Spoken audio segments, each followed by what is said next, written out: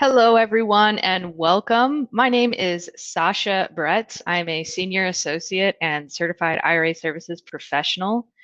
I am here with Midland Trust Company, and today we actually have several guests to speak on different conditions in the real estate market.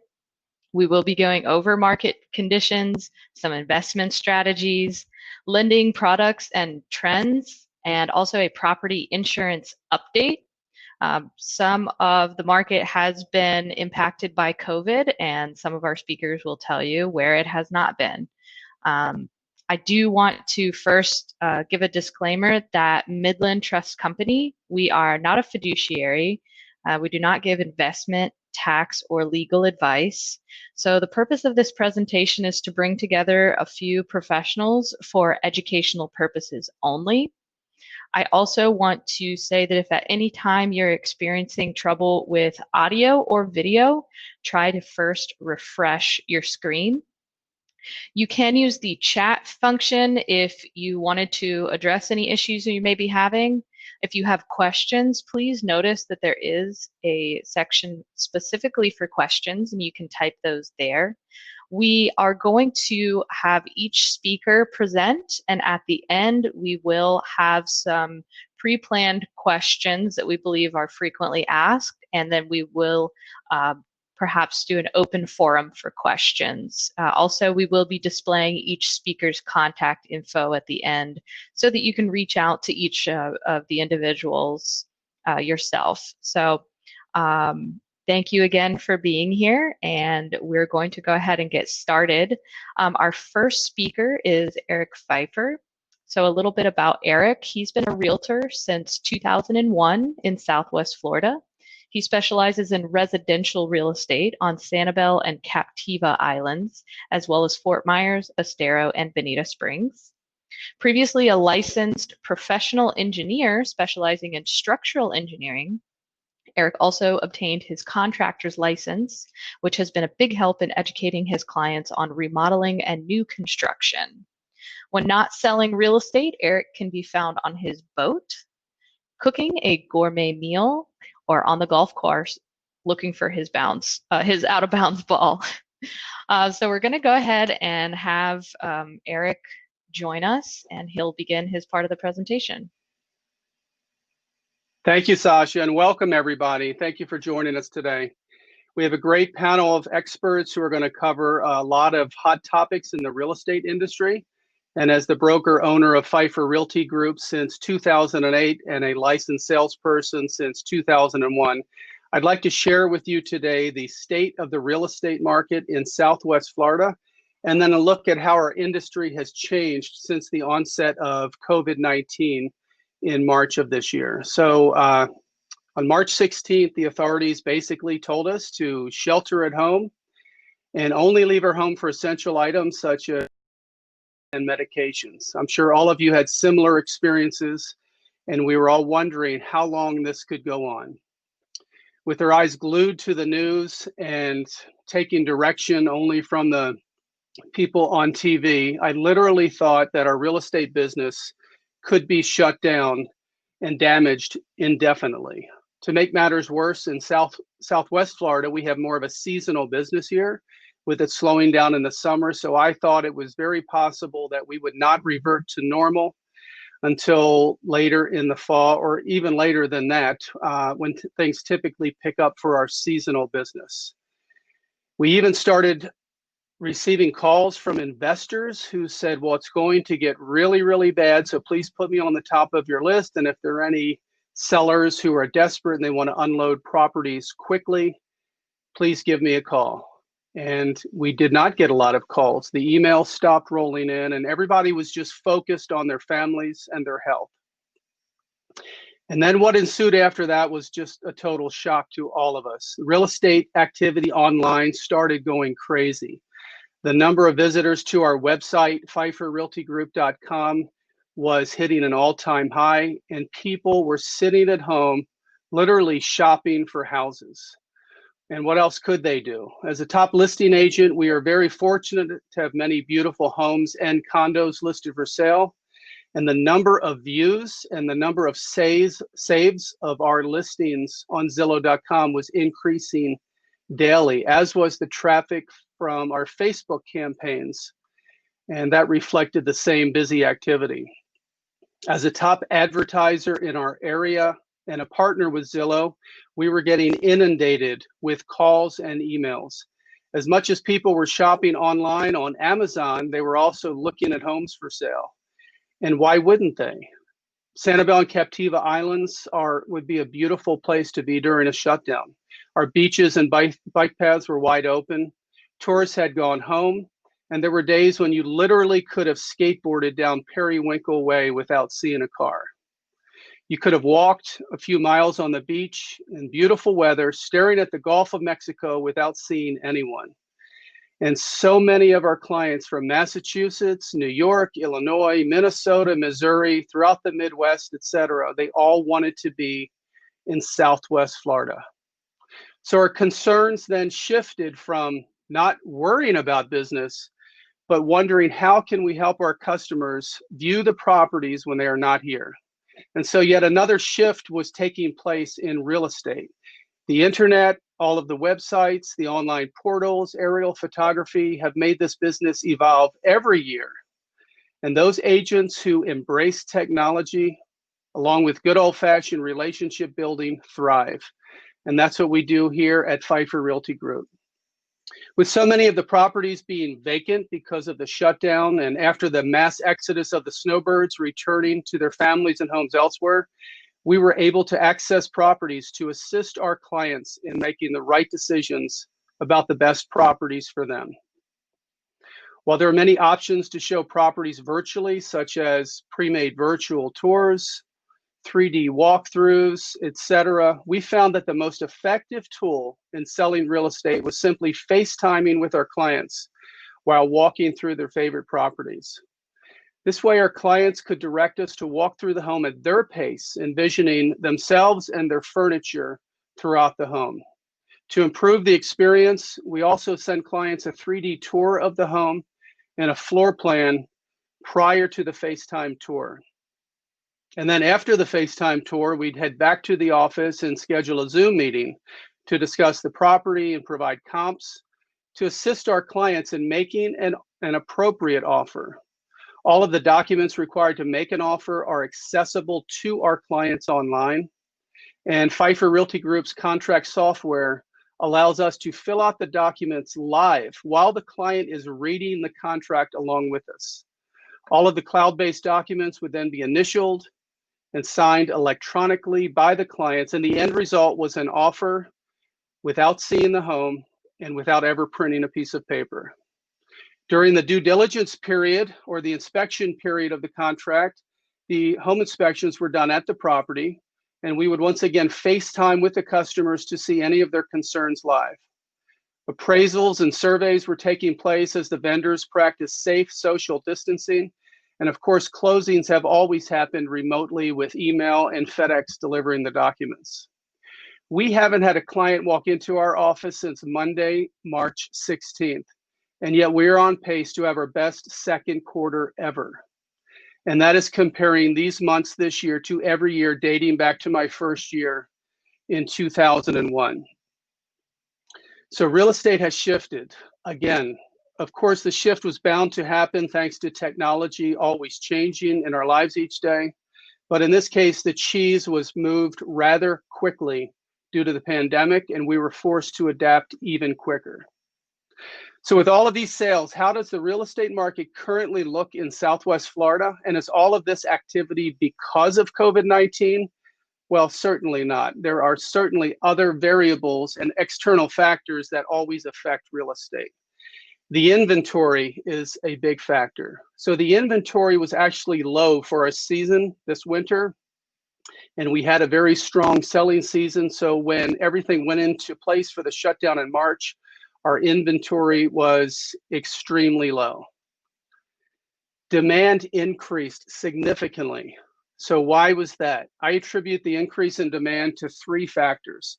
One, people realized they could work from home. And with people working from home, they could stay in their primary residence up north, or they could work in a home, their second home in Southwest Florida. So many people decided it would be a good time to own in Southwest Florida and spend time here. Baby boomers have also been retiring at rapid rates, which has always made our business successful here. But this year with the pandemic, the baby boomers, or at least some of them, decided to accelerate their retirement and retire 2, 3, 4 years ahead of what they had already scheduled. And finally, some buyers simply told us they wanted to get out of big urban areas up north and spend more time in a more remote place like Southwest Florida.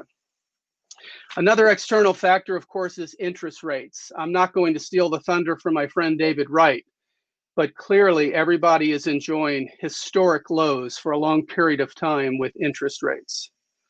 The stock market usually affects our buyers here in Southwest Florida, and most of our buyers have experienced great gains over the last 5 years, and now they are taking some of that and purchasing real estate, which Dave Owens will speak about later in the presentation. And finally, the pandemic itself. I think COVID-19 simply made each of us reevaluate our priorities. So those are the factors affecting the real estate market and making it a very strong market in Southwest Florida right now. I often get asked, is it a seller's market or is it a buyer's market? Because many buyers are trying to time the market perfectly to get the best price. Well, to answer that question, we have to look at different sectors and evaluate them independently. So for right now, for this presentation, I'll just focus on Sanibel Island. The number of single-family homes that sold year to date this year on Sanibel is actually lower than last year, but that's because our inventory is so low. But the average sales price increased 4% year to date this year over 2019 for single-family homes. If we look at it just from April 1st, the start of the second quarter, the average sales price has increased 7%. And now there are currently 45 homes under contract. So we will easily surpass the number of sales on Sanibel in 2020 than 2019. The single family market is a seller's market on Sanibel. The condo market is not as strong. Again, very low inventory and excuse me. And the average sales price did increase 6% year to date, but there just haven't been enough sales. Excuse me, 1 second, please.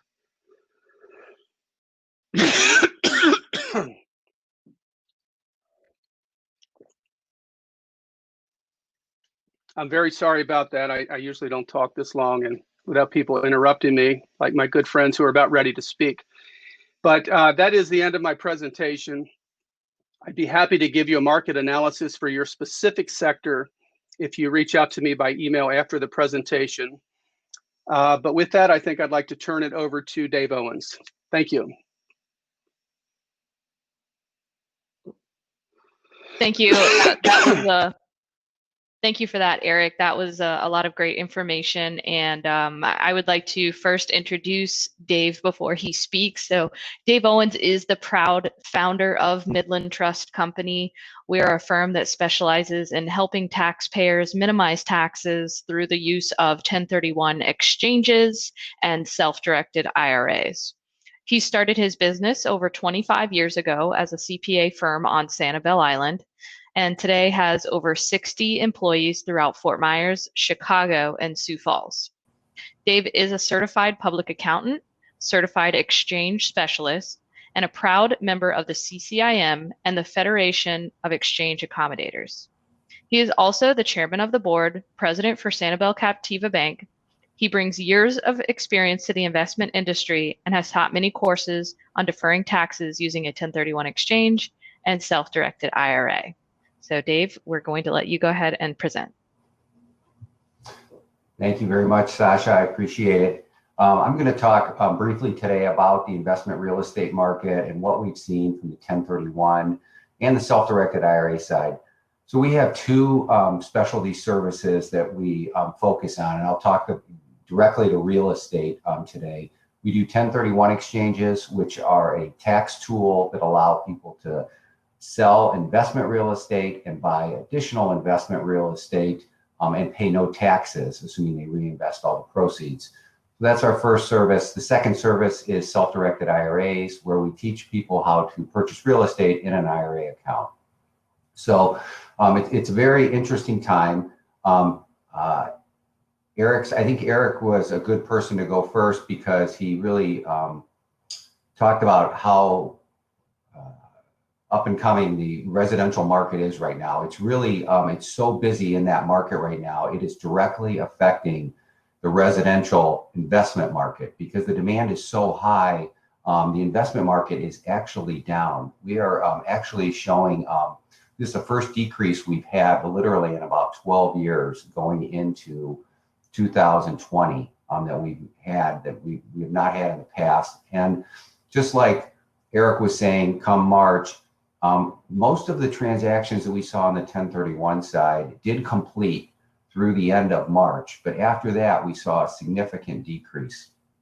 Our typical transaction from the 1031 side is residential or a house or a condominium that's an investment property where someone is selling it and purchasing another investment property. Our typical transaction, we're talking about Sanibel a lot here, and would be a 2-bedroom condo. You're selling it and you're upgrading to a 3-bedroom condo. The other big trend that we see that has been going on for about 10 years, and it has really been exaggerated, I would say the last 2 or 3, is more than 50% of our 1031 clients are coming from the north. So they're either coming from, our typical places are New York, New Jersey. They're selling investment real estate up there. And because they do not have to pay state income taxes when they sell, they are able to move that money down to Florida and they buy Florida investment real estate. So those are the biggest ones we see. Illinois, we see a lot of, Wisconsin, Iowa. So those are also key areas that we see a lot of activity from. On the 1031 side, I talked about residential real estate. Commercial real estate has really been taking a hit here. We've seen volume incredibly decrease, primarily because businesses are struggling, and I think real estate is not on their mind right now. They're struggling to survive or make other decisions, and they're not moving through expansion plans. While some businesses are doing okay, I think most of them have just kind of put it on the back burner right now. So from the commercial side, it has slowed down, but the residential side, we have seen an uptick. Just like Eric said, in the residential market, since April, we have seen an uptick. Our volume is probably up about 25% since that time. So that's good. And I think as we go into the rest of the year, I think that's going to continue. The biggest problem right now is exactly what Eric said earlier, is that the residential market is so hot. People are buying these houses up, and there is no investment real estate, replacement real estate for people to buy on the 1031 side. So it has not been as strong as it has been in past years. And that goes along with our other service, self-directed IRAs. The self-directed IRA market, that's where you buy real estate inside of an IRA account. It's very easy to do. We help people do it all the time. But that market has been a little flat too. And in Florida, I'm just talking Florida primarily, our real estate's gotten more expensive. There's a higher demand. And people who buy real estate in an IRA or do 1031s are very smart. They're entrepreneurial. They know how real estate works. So they put a lot of effort, and they only buy when the prices are right. So they're not overpaying for properties. So it'll be interesting to see how the rest of the year goes out. I would say the next 3 months, we are definitely seeing an increase in both the 1031s and the self-directed IRAs. I think as demand continues, that it's only going to get better. Business will only get better for the rest of the year for most of us. And as Eric said, I'm just amazed at how many people are moving to Florida from the northern states right now. It's really incredible. It's the largest chunk of our clients. So I'll take some questions later, but I'll turn it over to our next speaker. Okay, thank you, Dave. Next, we're going to have Chris. Chris is the owner and principal of Heidrich & Company Insurance on Sanibel. Heidrich & Company employs 10 licensed agents and has been voted Best of the Islands each of the past 9 years. After graduating from Penn State and a 20-year career with various insurance companies throughout the country, he founded the Hydric Company and Insurance in 2010. Chris serves on multiple nonprofit boards, is the past chair of the Sanibel Captiva Chamber of Commerce, past vice chair of the City of Sanibel Planning Commission, a former board member of the Florida Association of Insurance Agents, and has testified before Congress multiple times on the topic of flood insurance. So I am going to allow Chris to share his part of the presentation. Thank you, Sasha. Good afternoon, everyone. As Sasha mentioned, I'm the insurance agent on the panel, and I'll be discussing the homeowner, wind, and flood insurance market. And while COVID-19 really hasn't impacted the homeowner insurance market in Florida, other factors have. So let's start by talking about homeowner/wind insurance, and then I'll talk about flood insurance because that's a little different. And from here on, when I talk about homeowner and wind insurance, I'm just going to say homeowner insurance because in most parts of the country, wind coverage is a normal part of a homeowner insurance policy. Along the Southwest Florida coast, we have the option of splitting wind coverage away from the homeowner insurance policy and insuring that peril on a separate policy form. We're essentially insuring the same stuff, but for different causes of loss. So the two policies really complement each other and don't create overlap. When we're doing a quote on a specific property, the decision as to whether to split or combine homeowner insurance coverage it's really specific to that risk. So we always evaluate both options. The Florida homeowner insurance market is hardening, and that means that there are fewer options and premiums are increasing. That said, not all homes are impacted equally. Homes constructed after 2002 and homes with new roofs and opening protection, meaning hurricane shutters or impact glass, are seeing much less of an impact than older homes. Homes with older roofs and homes without opening protection, homes that really haven't been well maintained, are naturally more expensive to insure and really getting hit a little bit harder by the hardening market. That said, coverage is available, so it's not a question of availability, it's one of cost. There are two main factors that are impacting the market. First, increasing reinsurance costs. Due to the higher catastrophe exposure in Florida, homeowner insurers here rely on reinsurance to a much greater extent than insurers in any other state. Reinsurance is really the essential element in making homeowner insurance available and affordable in Florida. Most June 1 reinsurance renewals have increased by 20 to 50%. That doesn't mean premiums are going 20 to 50%, but the cost of reinsurance for the insurance companies is increasing 20 to 50%. And this is the number one, their largest expense item. So it does have an impact on the premium. The drivers of those increases are really reduced capacity in the reinsurance market, which is really just the supply and demand of capital, and adverse loss development from hurricanes of 2017, 2018, and 2019. And adverse loss development means that there were more claims reopened and more claims reported late than were initially anticipated by the insurers. And of course, they look back at history. They have a lot of history for these things. But Florida law allows policyholders 3 years to report a catastrophe claim, where most other states only allow 6 months to a year. So that 3-year window, and knowing that Hurricane Irma hit in 2017, and we had a couple other storms in 2018 and 2019 that impacted the state, are coming back and causing that adverse loss development. And second, Florida leads the nation in incidents of insurance fraud. The Florida legislature really has not done an effective job at addressing that problem. So while most of the fraudulent activity is concentrated in the Miami and Orlando areas, these impacts are felt statewide. And it's fairly common for roofers and water restoration companies to solicit homeowners for a quote review that inevitably results in an insurance claim.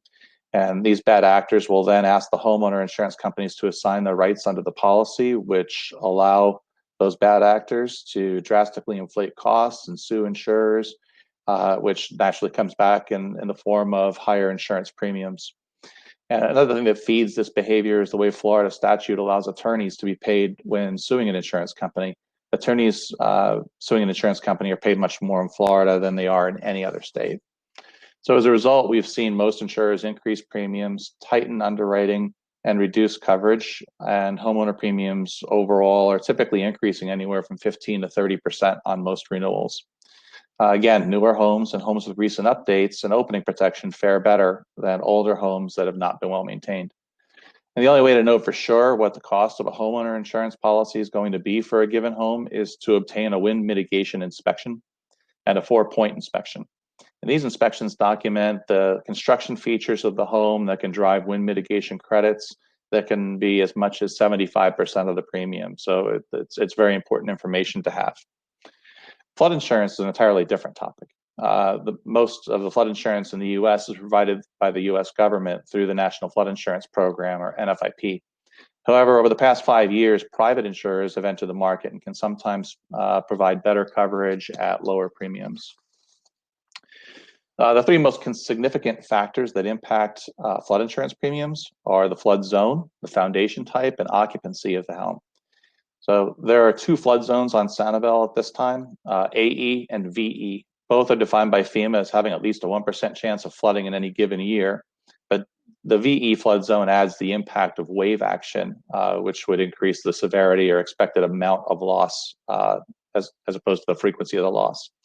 The VE flood zone is generally found on the east end of Sanibel Island and along the Gulf, and is far more expensive than a home in the AE flood zone. In the AE flood zone, a home with a piling foundation and ground level enclosures usually going to have a premium of $1,000 to $1,500 for enough coverage to satisfy a lender. If the home has a slab foundation, flood insurance premiums are going to be more expensive and usually range anywhere from $2,000 to $7,000 a year, depending on the occupancy, meaning how many months a year does the owner physically occupy the home. Limits and deductibles that are selected also impact the cost, of course. In the VE flood zone, flood insurance premiums can range from $5,000 to $12,000. Slab foundations, again, will be on the higher end of that range. That said, if the seller has a flood insurance policy that can be assumed by a buyer, then we may be able to retain those AE flood zone rates for you. So the good news is that FEMA has revised its flood maps for all of Lee County. And these maps, while they're available to view, they are still in, quote, preliminary status, meaning that they're not officially adopted yet. Fortunately, I can't tell you when they will be adopted. There is no set time frame. But I can tell you that when they are adopted, many homes that are in the VE flood zone are going to move to the AE flood zone. So that'll reduce costs. And most homes on Sanibel will have the same or lower premium as they're paying now. So in summary, I think I'd leave you with 2 points. One is that homeowner, wind, and flood insurance are all available, and the cost of coverage will vary widely from one home to another. Inspection reports, and in particular that wind mitigation inspection, are essential and required to obtain a useful or reliable quote. And newer homes that are well mitigated against wind peril and elevated homes in the AE flood zone are going to be far less expensive to insure. Thank you, Sasha. Thank you. Okay, great. Thank you so much, Chris. And before we go on to our final speaker, I am going to remind everyone that we will have time for a few questions. And also, this presentation is being recorded, and anyone that registered for the webinar will be able to view it later, as they will get a copy of the webinar. And our next speaker is David Wright. David runs the mortgage lending group for Sanibel Captiva Community Bank. Community is in the name, and they take it to heart. SanCap wrote over 760 payroll protection plan loans during the crisis to help small businesses in Lee County. SanCap Bank also allowed anyone claiming distress to place their loans in forbearance. There was no testing needed for just a quick, yes, we will help.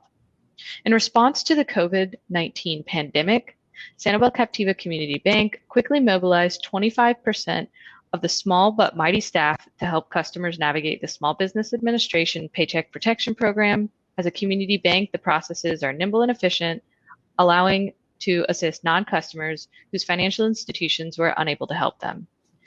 SanCap is proud to have secured over 700 PPP loans for the Southwest Florida businesses, independent contractors, and nonprofit organizations. And with these loans, close to $70 million, and helping over 9,000 Southwest Floridians keep their jobs. David, I'll let you go into more of that. Thank you very much, Sasha. So by now we've all attended a number of the Zoom meetings or remote webinars, and I've learned you got to keep it moving. Pace matters. So I'll be brief. First, I'm going to discuss what happened in response to our credit underwriting response to the COVID, and then we'll talk about interest rates because that's the glamour star of mortgage discussions. We had credit enhancements in response to the COVID crisis. And credit enhancements you may properly interpret to mean credit tightening. They didn't make it easier for anyone to borrow money. Most significantly, we saw some loan products disappear. For example, cash out refinance. Americans for a long time, many years, have been using their homes as savings accounts. And they would take that equity and they would remodel a kitchen or help a child with college or a grandchild. They might pay off other debt that they'd incurred over time. And traditionally, when rates fall, we see a surge of cash out refinances.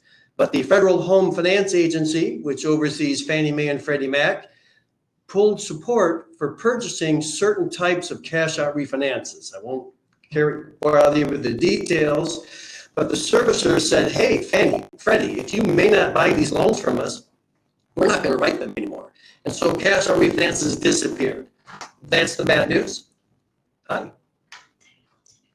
Got a technical difficulty. Yes. Oh. Your audio is breaking up just a bit, and because we really value what you have to say, let's see if we can't, if everyone could just bear with us, and we'll wait for David to rejoin. That way we can hear everything that he's going to share.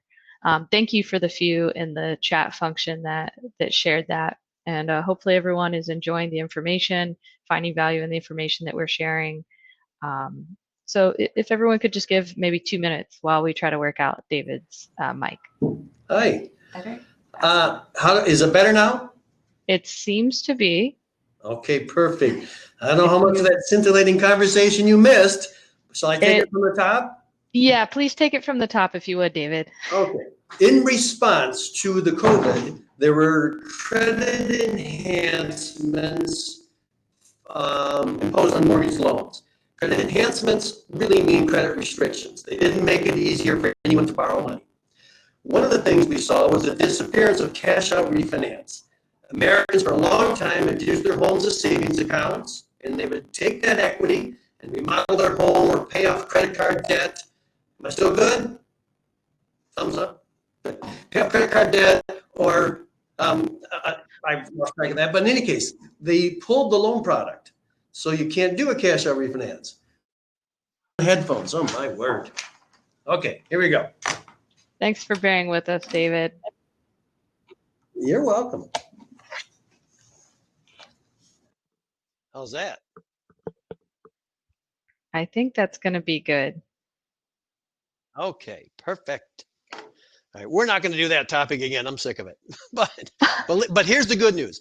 As with most of the overlays that we saw relative to credit, they're already rolling them back. So just last week, one of my investors said, we'll now buy cash out refinances again. And I suspect by the time this passes, whenever that is, and we return to normal, whatever that looks like, that we'll be able to access cash out refinances widely, just like we used to. The other things that we saw that were troubling was verification of employment. Millions of Americans were losing their jobs before COVID. If I verified you were employed 2 months before the signing of the note, we're all done. Well, when millions lost their job, I said, it's got to be 30 days. But then millions of more Americans lost their jobs, and they said 3 days. So we had 72 hours to verify your employment prior to closing. That could be quite a challenge. What if your employer sent HR home to work from home? But they weren't prepared for COVID, so they don't have live streaming of data getting into their HR department's living room. It was a challenge, but those restrictions are also rolling back. So I guess what we're saying is hang in there. Things are going to return to normal pretty soon. I thought I might also discuss forbearance for just a moment, because there's 4.8 million Americans who have placed their mortgages in forbearance. That's fine, and it's almost too late for this news, but not all forbearance is equal. Some lenders, some loan servicers were saying, sure, you can take 3 months off, but in month 4, we want those 3 months back plus that 4th month. You have to give us 4 months worth of mortgage payments when you come out of forbearance. That's kind of tough. Others are reporting you as delinquent, though they're not charging any fees or penalties, but you're still getting a blemish on your credit report. It's important, if you're considering going into forbearance, that you ask your loan servicer how they're going to treat it. Big deal. If you've gone into forbearance, you cannot refinance until you come out of forbearance and have made 3 payments in a row as agreed. So if you forbearance May, June, July, and then you come out August, September, October, you could consider refinancing in November. All of the stuff's going to pass soon, Q3, Q4 perhaps. Let's talk about rates for just a moment, because that's the exciting bit. We are now locking 30-year fixed rates as low as 2.9, just a remarkable rate. 15-year fixed are 2.4. We're speaking about conforming loans, that's $5 or less, which is the vast majority of loans in America. Jerome Powell last week said that the Federal Reserve is committed to propping up the economy, and they're going to keep rates low as long as it takes. They're not even thinking about raising rates. That was his words. So I think we're going to see low rates through 21, and into 2022. Now, low rates are my price. So money is on sale. My job's never been easier. Eric spoke about record volume. We are running at record volume levels as well. A lot of purchase action and lots of refinances right in term. Cash out refinances will follow later this year, I am sure. I don't have a lot more to say about interest rates. They're low. So Sasha, I'm back to you. Okay, thank you very much. Thank you very much, David. So, folks, I do know that some of it was a little patchy there. So I am going to go into some of the questions, and if you have any for yourself related to today's topics, go ahead and type those in. I'm going to go back to Eric, our first speaker. Eric, if you're ready to answer, I'm going to wait to see your mic unmuted there. All right, perfect. Eric, where do you see most of the buyers coming from for Southwest Florida? Sure. Historically, Southwest Florida has always attracted people from the Midwest. And somebody once told me, and I haven't proved this wrong, but because I-75 runs straight down from the Midwest through Atlanta, right into Fort Myers and Naples, that's where we always got a lot of our buyers. But in the past 5 years, that has also shifted. And maybe because the East Coast is getting more congested, buyers are coming over here from there. And those buyers originated from the East Coast or the Northeast. So we have a lot of buyers from New York, a lot of buyers from New Jersey, Massachusetts. So it's really all around right now, Midwest and the Northeast. Okay. And are prices holding steady, Eric? As I mentioned with single family homes, they're definitely holding steady.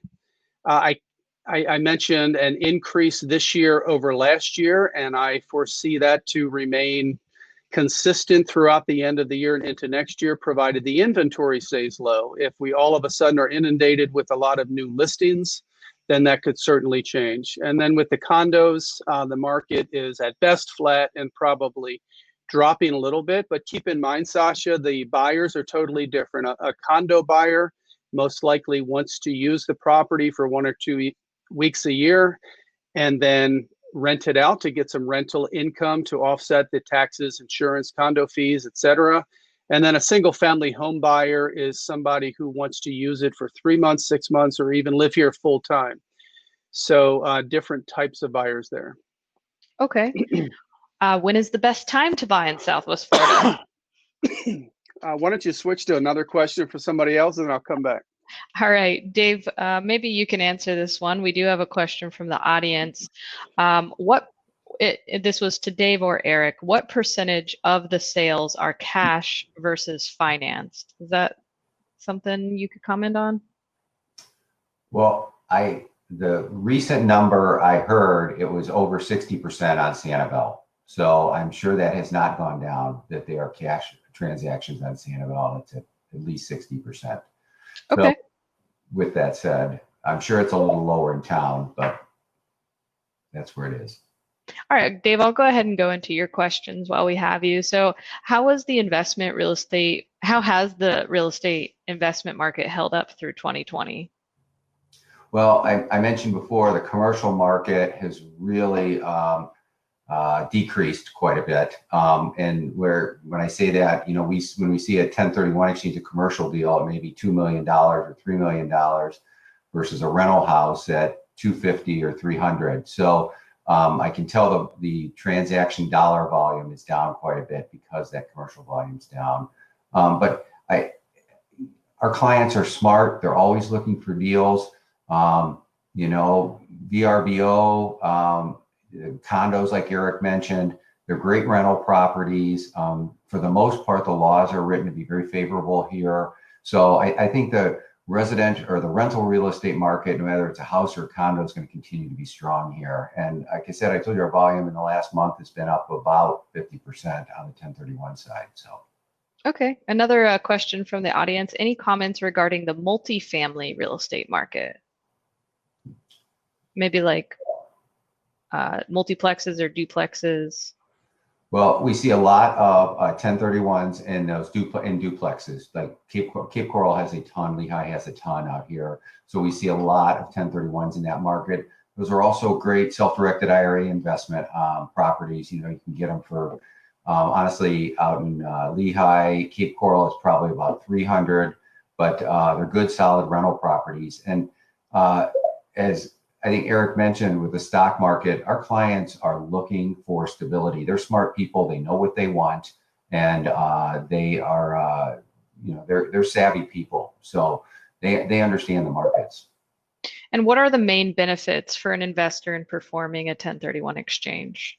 Well, when we talk about 1031, we're talking about investment real estate. So while we're not typically talking about a property you can live in, we're talking about something you can rent. It could be a beach rental, but you can have very limited personal use, usually 2 weeks or less than 10% of the rental days if you do that. But the main benefit of a 1031 is that when you sell these properties, if you follow the rules, and they really are very straightforward and easy to accomplish, you can pay no tax on the transaction. On a typical $200,000-$300,000 transaction, the capital gains tax is still at 23%. So it's a huge savings for taxpayers, and that's without the state taxes. So. Okay, great.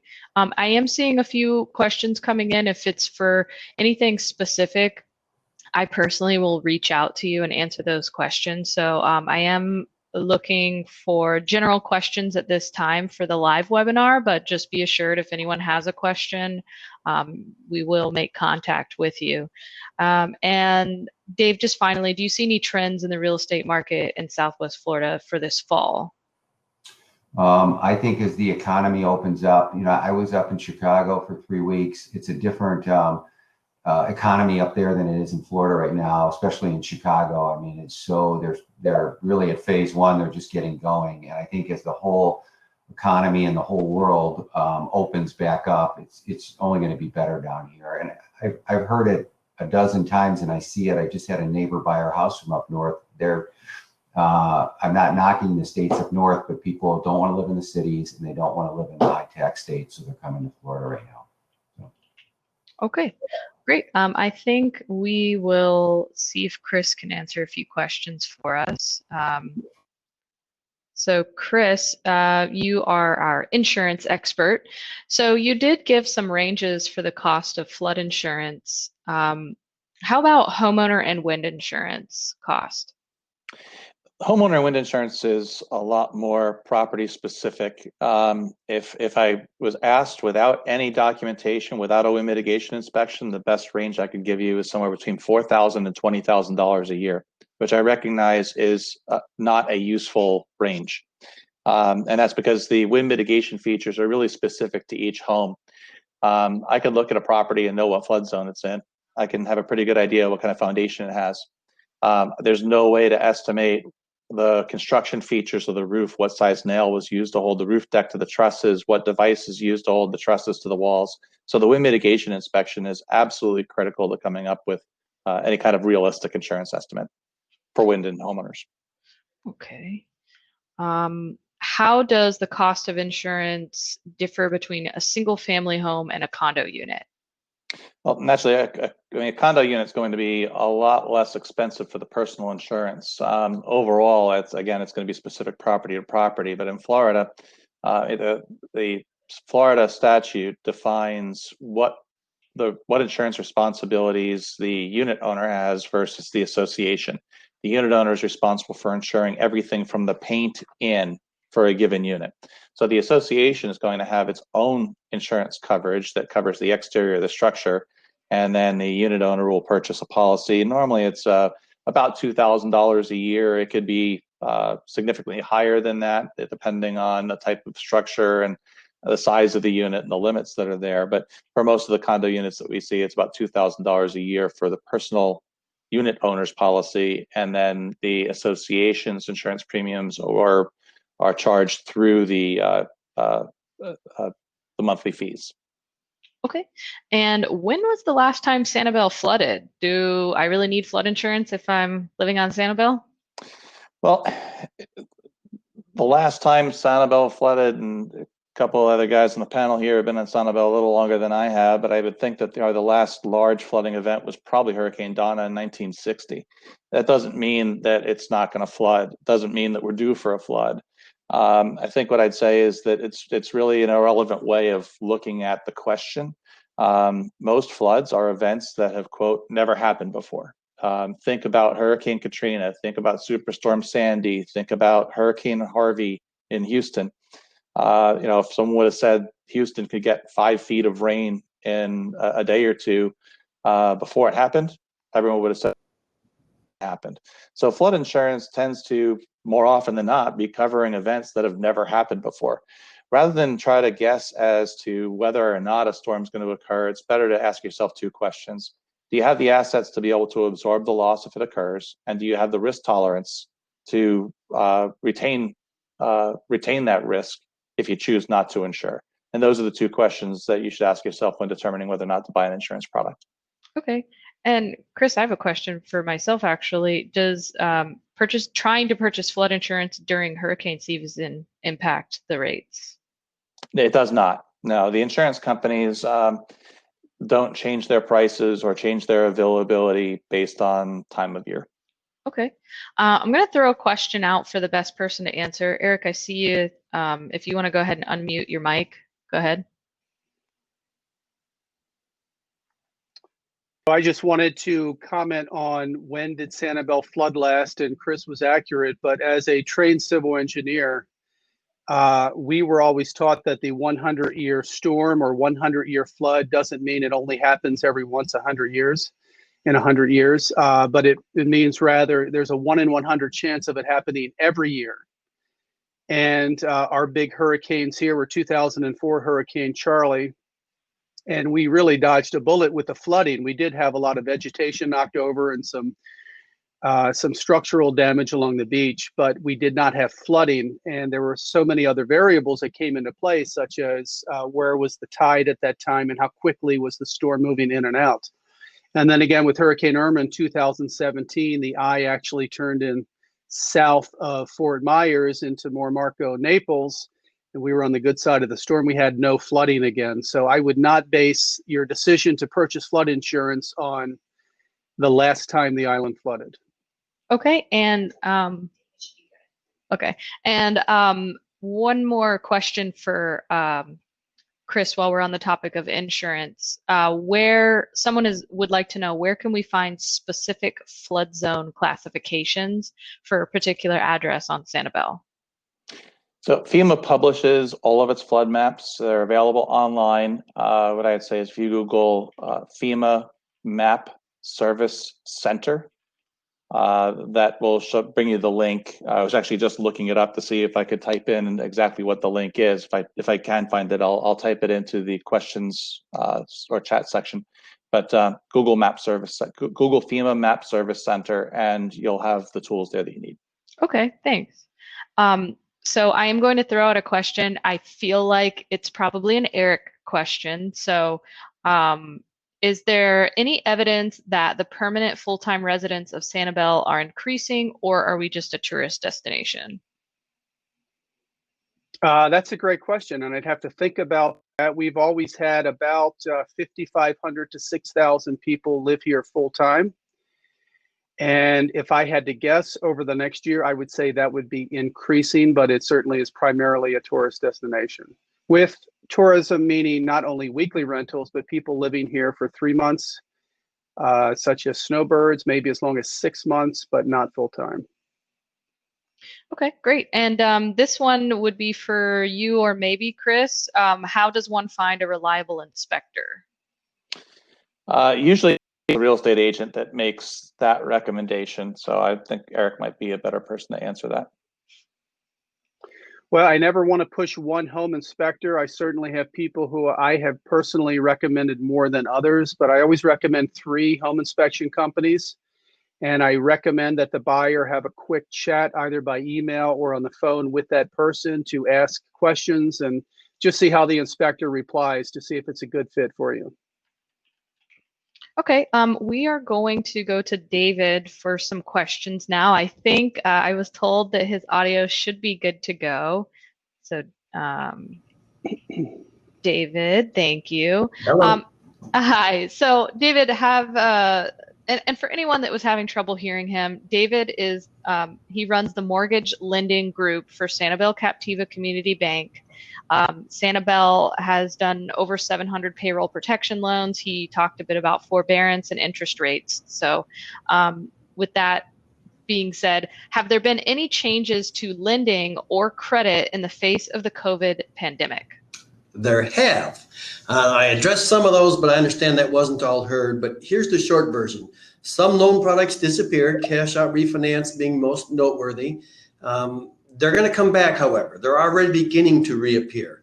So as COVID passes, they call them credit overlays. These overlays, which are restrictions on credit, tightening of credit, they're going to be rolled back. So yes, we saw some tightening of credit, but that is going to ease in the coming weeks and months. Okay. And if my mortgage is in forbearance, can I refinance taking advantage of today's lower rates? That's a great question. There's 4.8 million Americans with their mortgage in forbearance, and they're stuck for the time being. Your loan has to come out of forbearance, and then you have to make 3 consecutive payments as agreed, that is to say on time, and then you can refinance. So you cannot refinance today. We can talk in the fall. Okay. And speaking of interest rates, where are we right now? Oh my gosh, they're very low. I just spoke this again earlier. I don't know how much people heard, but 30-year fixed, 3%, 2.95. 15-year fixed is in the 2.4 range. If we're talking about jumbo loans, which is anything over $510,400, we're still in the 3s, mid to upper 3s, but you can borrow $1 million at 3.75%. It's rates are terrific, and I think they're going to be terrific for the next year or 2. Okay. I'm just doing a quick review. I think we pretty well covered the general questions. I'm going to be reaching out to some people directly. I think we were going to have contact info for each of our speakers. If everyone just wants to hang tight. So again, thank you. We had Eric, who is a Southwest Florida realtor, Dave, who is the founder and CEO of Midland Trust Company. It's a 1031 and self-directed IRA. Chris, who is in insurance, specifically on Sanibel. And then we had, again, David from Sanibel Captiva Community Bank. I'm not seeing their contact info coming up, so we will just commit to emailing out everyone's name and contact info. That way, if any of you would like to reach out directly, you can do so. And I think, here we go. So we'll just leave this up for a few moments to give everyone a chance to take down that information. So again, Dave Owens is with Midland. David Wright is going to be the loan mortgage lending group for SanCap, Chris Insurance, and Eric is a Southwest Florida realtor. Well, thank you, everybody. All of your input and information was wonderful. Go ahead, Eric. You're on mute. Incorrect. You're a broker, not a realtor. Is that what it was?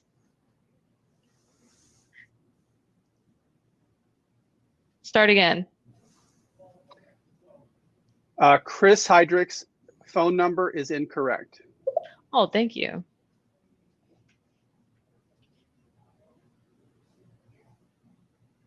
Well, everyone who's here with us, thank you for bearing with us as we all learn new technologies. You know, like Eric mentioned in his presentation, everybody is having to be pretty flexible and creative. So we're glad to be here today. Please reach out to any of us directly with your questions, and I hope everyone stays well and healthy. And thank you again for everyone's attention. And thank you, gentlemen, for your for being here today. Thank you, Sasha. Thank you. Thank you.